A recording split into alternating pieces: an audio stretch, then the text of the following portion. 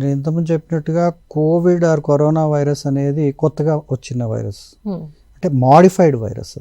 అంతకుముందు కరోనా వైరస్లు ఉండేవి, బట్ దానిలో కొంత జెనెటిక్ మ్యూటేషన్ వల్ల అది కంప్లీట్గా రూపం మార్చుకుని దానివల్ల దాన్ని మన body resistance power or immunity అనేది గుర్తించలేని స్టేజ్కి వెళ్తుంది. అంటే మన మామూలుగా బాడీ రిపీటెడ్గా ఈ కరోనా వైరస్ని ఎక్స్పోజ్ అయినప్పుడు వాటిని గుర్తుపెట్టుకుంటుంది అది.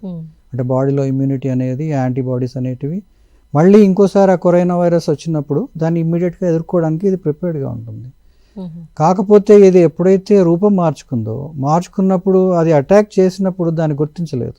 సో దానివల్ల అది క్విక్గా పెరిగి దానికి అడ్డు లేకుండా అది బాడీలో స్ప్రెడ్ అయ్యే అవకాశాలు ఉంటాయి. సో అందువల్ల అలా రూపం మార్చుకున్న వైరసెస్ల వల్ల వచ్చే ఇన్ఫెక్షన్స్ సివియర్గా ఉంటాయి, ఎందుకంటే అది మన బాడీకి కొత్త ఎక్స్పోజర్. అలా కొంతకాలం రిపీటెడ్గా ఎక్స్పోజ్ అయిన తర్వాత మనం ఇమ్యూనిటీ దానికి కూడా మనం అది గుర్తించగలుగుతుంది. దానివల్ల ఫ్యూచర్లో వచ్చే ఇన్ఫెక్షన్స్ని చాలా వరకు అది కంట్రోల్ చేయగలుగుతుంది. వేరాజ్ హెచ్ఎంపివి అనేది ఇంకా అట్లా రూపం మార్చుకున్న వైరస్ కాదు. సో అందువల్ల దాని తీవ్రతను మనం ఆ సివియరిటీకి కంపేర్ చేయలేము. అంటే బహుశా అది అంటే కోవిడ్ అంత సివియర్ సిచ్యువేషన్ కానివ్వండి, ఆ కైండ్ ఆఫ్ పాండమిక్ని కానివ్వండి, అది కాజ్ చేస్తుందని అనుకోవట్లేదు.